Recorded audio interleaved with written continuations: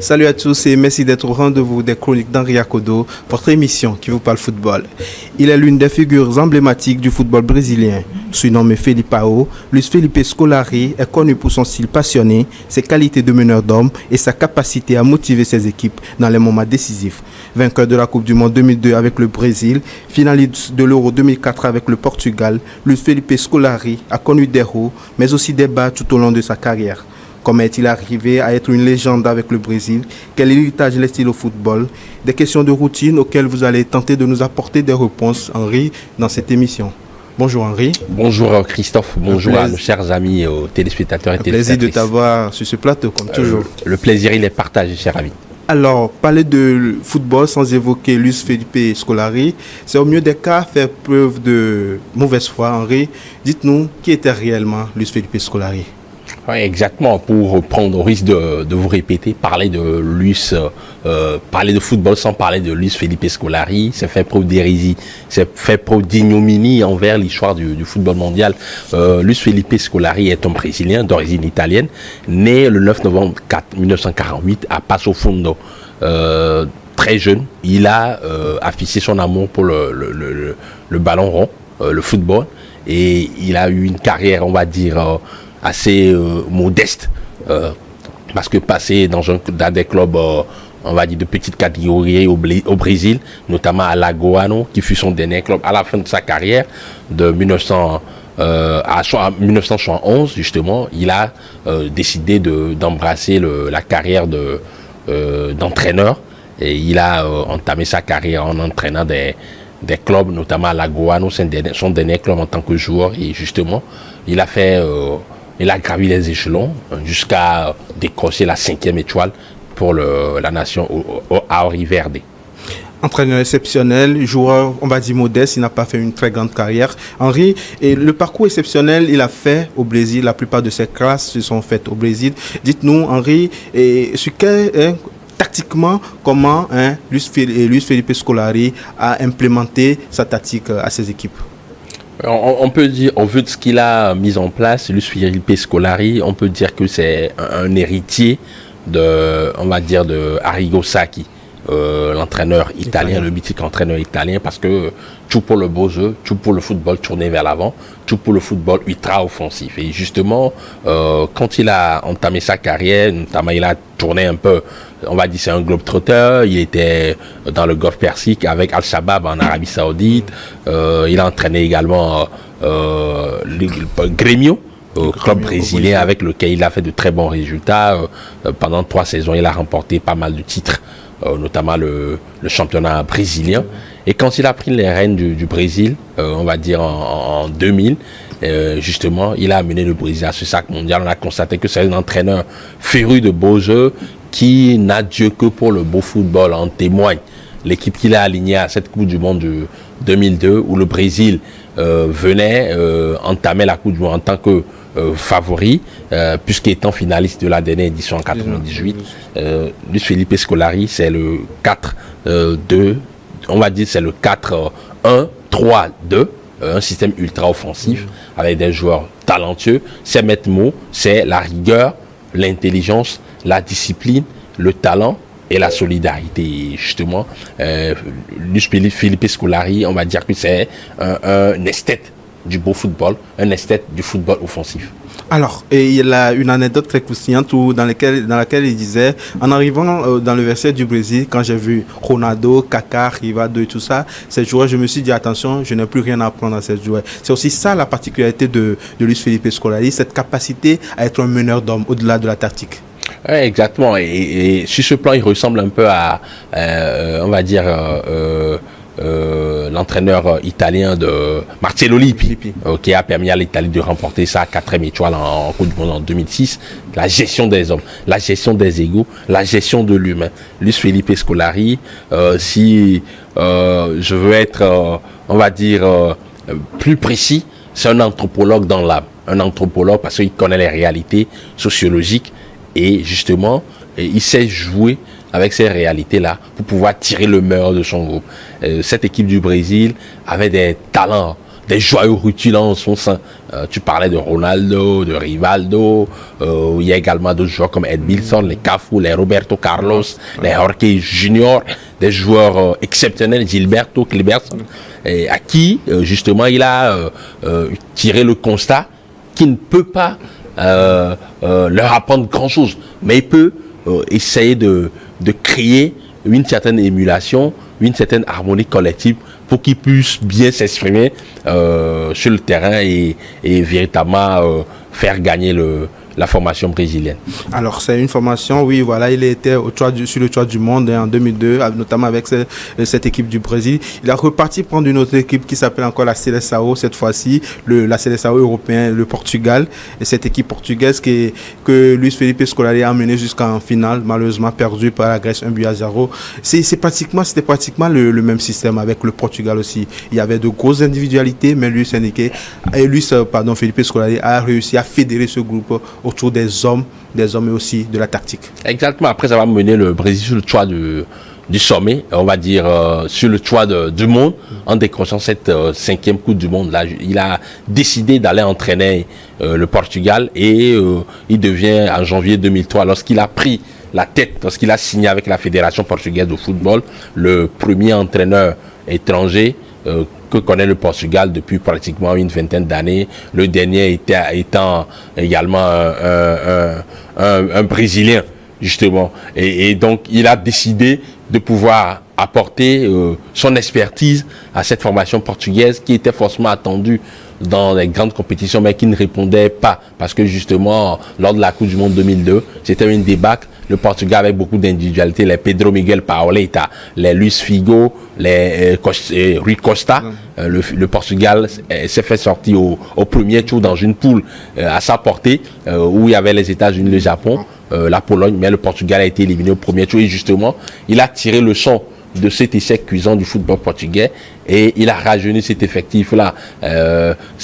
Il est resté fidèle à ses maîtres mots, à sa philosophie de jeu, à sa, on va dire, à sa vision de jeu, à son goût pour le beau football, en incrustant dans cette équipe-là de très bons manieurs de ballon, notamment Maniche, Deco, le Brésilien qui l'a naturalisé, justement l'ancien joueur du FC Porto et du FC Barcelone, et surtout Luis Figo, qui a été responsabilisé, le capitaine Ballon d'Or, l'ancien joueur du Real Madrid dans cette équipe.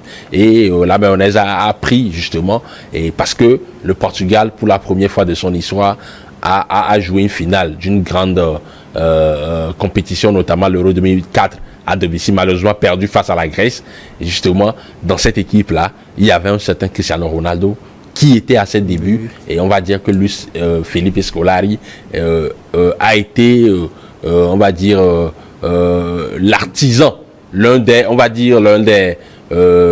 ceux qui ont permis à Cristiano Ronaldo de pouvoir monter au sommet, parce qu'il a cru en lui. Il a sélectionné à 17 ans dans cette formation lusitanienne et on a vu ce que ça a donné par après. Le Portugal finaliste en 2004, le Portugal qui a disputé les demi-finales de la Coupe du Monde en 2006, malheureusement perdu face à l'équipe de France. À l'équipe de France, justement, après, Luis Enrique et Luis Felipe Scolari, il est reparti au Brésil. Malheureusement, ça n'a pas marché, Henri, notamment cette défaite qui restera gravée dans la mémoire, ce 7-1 face à l'équipe d'Allemagne de Joachim Löw. Henri, c'est peut-être là où on s'est dit, attention, il va falloir que Scolari il raccroche. Oui, c'était c'est le seul point noir dans sa mythique carrière d'entraîneur. Après son passage au Portugal, il a entraîné Chelsea, un coup passage là-bas. Exactement, et là, il a été rappelé par la Fédération brésilienne de football pour pouvoir diriger le Brésil lors de cette Coupe du Monde 2014 organisée à la maison, justement. Le Brésil avait bien entamé cette Coupe du Monde, il y avait de très bons joueurs également dans cet effectif du Brésil, des talents assez importants. Kaká, bien évidemment, des joueurs comme Fred, des joueurs comme bien évidemment Oscar, mais le Brésil a été tout simplement malmené dans cette demi-finale, la débâcle 7-1, et en l'absence de Neymar, justement, qui était blessé lors des quarts de finale face à la Colombie, et le Brésil qui s'est fait sortir, humilié, et Luis Felipe Scolari qui a été conspué, hué par les supporters à Henri Verde, ce qui me fait mal dans cette histoire, c'est qu'il était attendu pour redonner, on va dire, au Brésil son luxe d'antan, mais il a été tout simplement malmené dans cette demi-finale par un entraîneur, un tacticien fin, Joachim Löw. Oui, exactement. Alors, en ce qui concerne les clubs, il en a joué et il en a remporté aussi des trophées en club, notamment de Copa Libertadores en 95 et en 99, 2 titres de champion du Brésil avec le Grêmio et Palmeiras. À Chelsea, il est venu, c'était pas exceptionnel. Et c'est là aussi qu'on s'est dit, attention, peut-être lui, c'est Felipe Scolari. Il est fait comme des coachs qui sont très bons en sélection, mais en club, ça devient compliqué pour eux, notamment, surtout quand tu prends la relève d'un coach comme José Mourinho qui a fait un travail énorme avant. C'était compliqué pour lui, Felipe Scolari, de s'adapter aussi à ce nouvel environnement de Londres. Oui, exactement. Le constat, il est assez frappant. Parce qu'il a eu du mal à pouvoir gérer les égos dans le vestiaire. On le connaît pour ses qualités de gestionnaire de ressources humaines et tout. Mais à Chelsea, la situation était telle que c'était compliqué pour lui parce que cette équipe arrivait on va dire, en fin de cycle. Et justement, il n'a pas su trouver les stratégies, les bons nécessaires pour pouvoir véritablement repartir sur un nouveau cycle, de pouvoir rassurer, motiver ces hommes. Et comme l'ancien, on va dire, président de Chelsea, le Russe Roman Abramovich, c'est quelqu'un qui était très impatient de pouvoir faire des résultats. Il n'a pas hésité à le congédier après des performances assez désastreuses. Exactement. Jusqu'à nos jours, il détient le nombre de victoires consécutives en phase de finale de Coupe du Monde. 7 avec le Brésil, 4 avec le Portugal. C'est quand même quelque chose, Henri. C'est quand même quelque chose. Déjà, remporter la Coupe du Monde avec le Brésil en 2002, c'était, on va dire, une revanche sur l'histoire parce que le Brésil, champion du monde en 94 avec Zagallo, qui s'est fait tout simplement dominé outrageusement en finale par la France 4 ans plus tard en 98. Le Brésil avait à cœur de pouvoir prendre sa revanche et il a réalisé en 2002 justement. Le parcours n'était pas facile et quand tu parles de record, on est obligé de parler de cette épopée brésilienne en 2002. Exactement. Puisque le Brésil a commencé cette Coupe du Monde en affrontant la Turquie, victoire compliquée 2-1 justement pour le Brésil dans cette rencontre inaugurale de cette sélection, cette Coupe du Monde. Et justement, le Brésil a battu le Costa Rica en 3e match, 5-2. La machine a commencé par dérouler. Et en 8e de finale, le match était un peu plus compliqué face à la Belgique. But de Ronaldo pour permettre au Brésil de s'extirper du piège belge, justement. Et cette équipe est allée jusqu'au bout dans cette finale en battant l'Allemagne 2-0, l'Allemagne de Oliver Kahn, Metzeger, une équipe allemande assez, on va dire, séduisante sur le papier, Michael Ballack, exact, Thorsten Frings. Donc c'était une équipe solide également et le Brésil est allé au bout avec beaucoup de qualité technique sur le terrain, sur la pelouse. Ronaldo, je parlais de Ronaldo, faut pas occulter Rivaldo également, des joueurs à fort potentiel. Ronaldinho, je me souviens de ce quart de finale et ce but exceptionnel marqué par Ronaldinho face au Brésil, ce coup franc de pratiquement 40 mètres. Donc c'est-à-dire que dans cette équipe du Brésil, il y avait du talent et il a profité de cet talent-là pour pouvoir, on va dire, ériger un record historique, nombre de victoires consécutives en phase finale de Coupe du Monde. Avec le Portugal également, on va dire, ça fait 6 victoires consécutives avec le Brésil, 4 avec le Portugal, ça fait 10. C'est-à-dire qu'il fait partie des entraîneurs qui ont marqué l'histoire de cette fameuse Coupe du Monde. Clairement. Alors, quel souvenir tu gardes de ce grand homme qu'est Luis Felipe Scolari? Au-delà du terrain, peut-être sur le terrain, quel est ton souvenir? Qu'est-ce qui te marque le plus? Quand je dis Luis Felipe Scolari, qu'est-ce qui te vient à l'esprit tout de suite?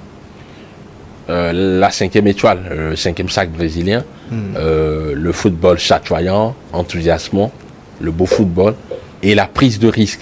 Parce que c'était pas évident, aligner, on va dire, 11 joueurs sur le 11, aligner 7 joueurs à vocation offensive, c'est quand même quelque chose. Parce que au milieu de terrain, Edmilson, on sait que c'est un joueur milieu de terrain, sentinelle, mais qui est porté vers l'avant. Kleberson, Gilberto, l'ancien joueur d'Arsenal, Ronaldinho, Rivaldo, Ronaldo, quelle prise de risque. Mais malgré cela, le Brésil gagnait ses matchs, le Brésil était une équipe souveraine. Même chose au niveau du Portugal, la sélection d'Asquinias. Vous aviez à l'époque des joueurs comme Petit et Costinha qui ont été replacés dans l'ordre de jeu, des joueurs à vocation offensive également, et devant, de très bonne manière de ballon, Maniche, Deco, Luis Figo, Rui Costa, et surtout la pépite qui a éclaboussé tout sur son passage par après, Cristiano Ronaldo et Pedro Miguel Paoletta. C'est dire que c'est un entraîneur qui sait prendre des risques, c'est un entraîneur qui a des convictions, qui a des idées directrices claires et qui veut pouvoir les imposer à ses adversaires en mettant en place une équipe solide et tournée vers l'avant. Effectivement, Henri, on arrive progressivement à la fin de cette émission, mais avant de clore cette émission, on a une sorte de routine ici. On essaie de classer les coachs par rapport à ce qu'ils ont apporté au football, où ils se situent réellement. Maintenant, c'est au tour de Luis Felipe Scolari d'être placé dans le panthéon du football. Toi, tu le mets où, finalement, toi, et Luis Felipe Scolari? Bon, je le mets naturellement sous les Johan Cruyff, les Arrigo Sacchi, on va dire Rinus Michels, Pep Guardiola. Je pense qu'il est proche d'un entraîneur comme Carlo Ancelotti, justement, et de par sa science de la gestion des humains. Voilà un peu. Henri, nous sommes arrivés à la fin de cette émission. Merci d'être passé. Un plaisir toujours de t'avoir ici. Et voilà qui met un thème à cette émission. Merci de nous avoir suivis. À très bientôt sur Niwa d'Info.